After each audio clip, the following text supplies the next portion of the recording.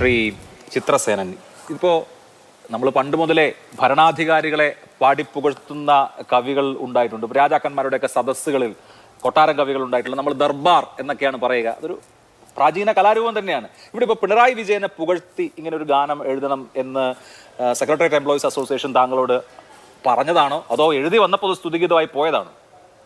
ഇത് ആദ്യമേ പറയട്ടെ, സെക്രട്ടേറിയറ്റ് എംപ്ലോയീസ് അസോസിയേഷൻ്റെ പ്രസിഡൻറ്റ് സഖാ പി ഹണി എന്നോട് പറഞ്ഞു, നമ്മുടെ സുവർണ ജൂബിലി മന്ദിരത്തിൻ്റെ ഉദ്ഘാടനത്തോടനുബന്ധിച്ച് ഒരു വിപ്ലവഗാനം എഴുതണം, അതിൽ മുഖ്യമന്ത്രിയെ കൂടെ സൂചിപ്പിച്ചോ, കുഴപ്പമില്ല എന്ന് പറഞ്ഞു.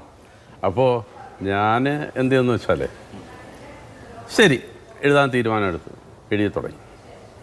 എഴുതി തുടങ്ങിയപ്പോൾ കേരളത്തിൻ്റെ മുഖ്യമന്ത്രിയുടെ ചിത്രം എൻ്റെ മനസ്സിലൂടെ ഇങ്ങനെ കടന്നു പോവുകയാണ്. അപ്പോൾ സ്വാഭാവികമായിട്ടും കേരളത്തെ സംരക്ഷിച്ച് നിർത്തുന്ന, കേരളത്തിലെ പാവപ്പെട്ട ജനതയ്ക്ക് വേണ്ടി, കേരളത്തിലെ അതായത് ദരിദ്ര വിഭാഗത്തിന് വേണ്ടി സംരക്ഷകനായി നിൽക്കുന്ന പിണറായി എന്ന ആ വ്യക്തി.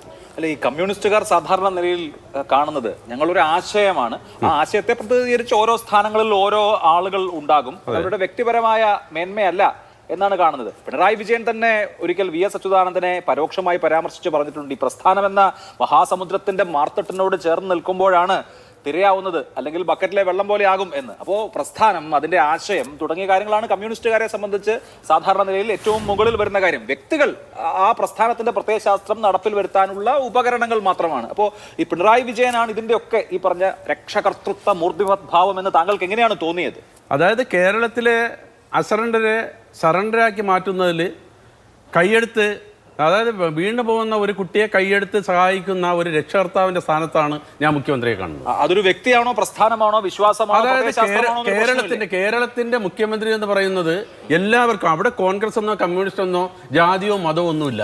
അത് ആ വ്യക്തി, അതായത് മുഖ്യമന്ത്രി, ആ മുഖ്യമന്ത്രി സംരക്ഷകനാണ്. ആ സംരക്ഷകന് വേണ്ടി ഞാൻ കവിത എഴുതി. അല്ല, അതിപ്പോ ഈ പാട്ട് എഴുതി കഴിഞ്ഞതിന് ശേഷം സെക്രട്ടേറിയറ്റ് എംപ്ലോയീസ് അസോസിയേഷൻകാര് ഈ പാട്ട് വായിച്ചു നോക്കിയല്ലോ. പിന്നെ അവരെന്ത് പറഞ്ഞു? അത് പറയാന്ന് വെച്ചാൽ അതിൽ വേറൊന്നും ഇല്ലല്ലോ. ആരെയും പുകഴ്ത്തുകയോ ഇകഴ്ത്തുകയോ ചെയ്തിട്ടില്ല. മുഖ്യമന്ത്രി ചെയ്യുന്നതായ കാര്യങ്ങൾ അതേപടി ഞാൻ എന്ത് ചെയ്തു, കവിതാ രൂപേണ. അപ്പൊ അവർക്ക് സന്തോഷമായി. പിന്നെ സംശയം തോന്നുന്നു. ഇതുപോലെ, അതായത് ഇങ്ങനെ പിണറായി വിജയൻ ഇങ്ങനെ വാഴ്ത്തണം എന്ന് സെക്രട്ടേറിയറ്റ് എംപ്ലോയീസ് അസോസിയേഷൻ പറഞ്ഞിരുന്നില്ല? അയ്യോ, എന്റെ സുഹൃത്തെ, എന്നോട് കവിത എഴുതാനേ പറഞ്ഞോളൂ. ഞാൻ കവിയാണ്. ഞാൻ കവിത ഇതിനു മുമ്പ് എഴുതിയിട്ടുണ്ട്.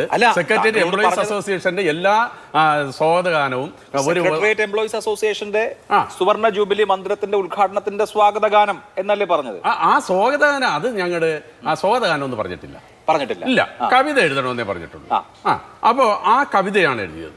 ആ വിപ്ലവാത്മകമായ കവിത എഴുതാൻ പറഞ്ഞു. വിപ്ലവം ഇതിൽ ഒരു വരിയിൽ ഇപ്പോൾ ഒരു സ്വാഗതം പറഞ്ഞിട്ടില്ല, സ്തുതി പറഞ്ഞിട്ടില്ല.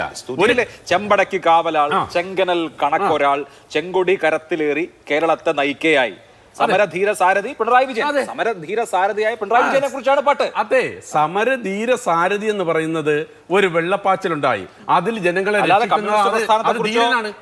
കമ്മ്യൂണിസ്റ്റ് പ്രസ്ഥാനത്തെ കുറിച്ചോ പ്രത്യയശാസ്ത്രത്തെ കുറിച്ചോ സംഘടനയെ കുറിച്ചോ ഒന്നുമല്ല, പിണറായി വിജയൻ എന്ന വ്യക്തിയെ കുറിച്ച് മാത്രമാണ്. അതെ, മുഖ്യമന്ത്രിയെ കുറിച്ചാണ് ഞാൻ എഴുതിയത്.